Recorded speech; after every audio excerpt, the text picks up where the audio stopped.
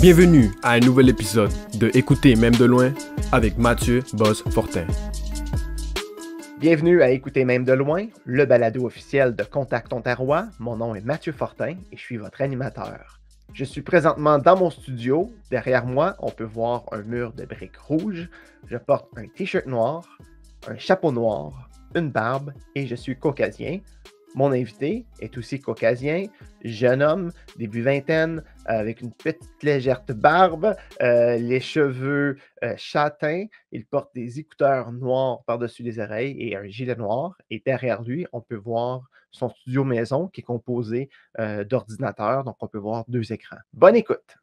À la balado aujourd'hui, on est dans la musique électro avec Semty. Merci d'être là à la balado avec nous. Parle-moi de ta musique, ton style. Qu'est-ce que tu proposes comme univers? C'est un univers électronique du style Progressive House. Donc, la musique électronique, il y a tellement de différents genres de musique, il y a des différentes catégories. Donc, ça s'appelle Progressive House. Puis moi, j'aime décrire ça comme le style Progressive House, ça met la mélodie en valeur, dans le fond. C'est très euphorique, c'est très énergétique. Donc, ça, c'est vraiment mon genre de musique. Il y en a peut-être d'autres qui connaissent des styles comme du dubstep, du techno, des trucs comme ça, mais ça, c'est des styles que je ne touche pas présentement. Moi, c'est vraiment Progressive House qui est vraiment, on pourrait dire, c'est un style qui pourrait plus aller à la radio ou plus mainstream, qu'on pourrait dire. Mais c'est un style de musique qui, je pense, qui a plus de chances que les gens aiment ça en commun. Tu sais, des fois, certaines personnes du dubstep, c'est plus comme je sais pas c'est quoi le mot en français, mais comme niche. Niché, oui. Ouais, niché. Puis Progressive House, il y a peut-être plus de chances que plusieurs gens aiment ce style-là. Donc, je suis un petit peu chanceux. Je n'ai pas planifié pour faire ça, mais c'est vraiment mon style de musique qui me résonne chez moi. Puis c'est vraiment le style de musique que j'aime bien faire, style énergétique, euphorique et tout ça. Et c'est de là que j'ai commencé la première chanson avec Mon beau drapeau, dans ce style-là.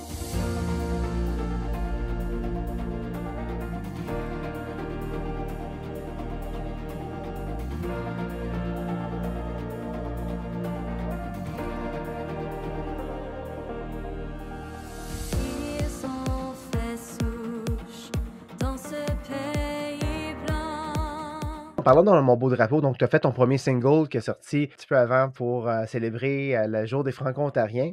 Tu as repris cette chanson de Brillant Saint-Pierre.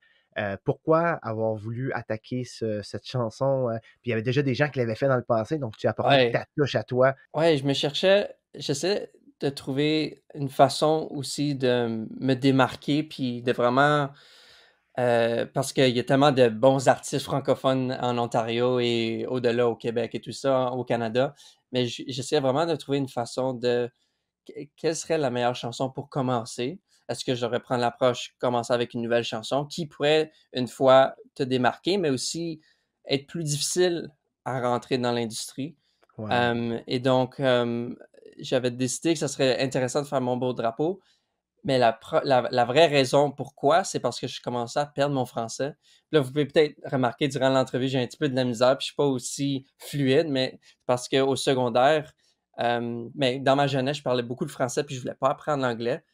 Et dans le fond, rendu au secondaire, je parlais encore en français, mais là, les étudiants, ils parlaient beaucoup en anglais dans les corridors et tout ça. Et là, tranquillement, pas vite, je me faisais faire influencer, puis là, je perdais mon français, je parlais plus au secondaire en anglais. Là, dès que le secondaire est terminé, là, j'étais allé au collège, puis là, je parlais un peu plus en français. Mais là, après le collège, je commençais à parler vraiment en anglais. Et là, j'avais commencé à avoir de la difficulté à trouver mes mots et tout ça. Donc, je pensais que si je rentrais dans l'industrie en français, je devrais commencer avec Mon beau drapeau pour plus une raison personnelle que quoi que ce soit. Mais c'est ça, je pensais que c'était vraiment le meilleur monde de commencer avec Mon beau drapeau pour commencer. Comment que la musique électronique peut avoir un impact sur la culture francophone, selon toi? Moi, je pense que ça peut rassembler les gens. J'ai remarqué beaucoup que quand j'avais joué cette nouvelle version-là de Mon beau drapeau, puis d'autres chansons, soit des chansons originales ou des versions anglophones que j'ai traduites en français, que les jeunes, ils vraiment s'intéressaient, puis ils allaient danser, puis il y avait le fun. Ça, c'était au jeu du réseau. si je l'avais pas déjà mentionné. Mais c'est ça, je pense que c'est très rassembleur, l'électronique. Surtout en français, il n'y en a pas beaucoup. Comme certains le savent, peut-être qu'il y a DJ Un-Pierre, mais à part de ça, il n'y en a peut-être pas une tonne. On a DJ Scorpion et tout ça, mais on n'est pas beaucoup dans le domaine en Ontario. Puis ça serait fun de commencer à en avoir un peu plus. Mais c'est ça, c'est un style qui, je pense, rassemble les jeunes ensemble. C'est un style très énergétique, l'électronique, puis il y en a quand même beaucoup de jeunes à l'élémentaire secondaire qui écoutent de l'électronique, donc c'est un petit peu aussi leur style de musique qu'ils écoutent. Peut-être pas nécessairement tous en français, mais ça, c'est mon but, c'est que l'électronique qu'ils écoutent peut-être en anglais, qu'ils commencent à l'écouter aussi en français. Donc ça, c'est un petit peu un but de carrière. Quelle ambiance tu crées, puis qu'est-ce qui te motive à vouloir continuer ce projet-là? Ah, c'était super fun. J'ai eu la chance avec l'équipe du Réveil de faire quelque chose qu'ils appellent Branche-toi, qui est, on avait fait 4 spectacles durant un mois. C'était chaque vendredi, si je me souviens bien, une fois par semaine à l'Université d'Ottawa. Et je pense que c'était des jeunes qui venaient du Nord, puis ils venaient à Ottawa visiter et tout ça. Puis on avait la chance on avait 2-3 artistes qui performaient durant cette journée-là. Puis moi, je pense que j'étais soit le premier ou le dernier qui performait.